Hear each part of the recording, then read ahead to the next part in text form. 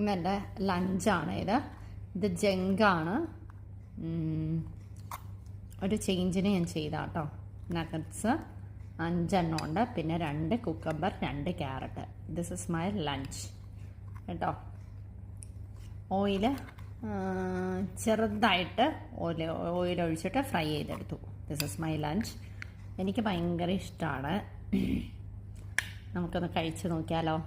ഇത് വേറെ ഒന്നുമല്ല കേട്ടോ, ഇതിനകത്ത് കുറച്ച് കേട് ഒഴിച്ചിട്ടുണ്ട് ചെറുതായിട്ട്, അത്രേ ഉള്ളൂ.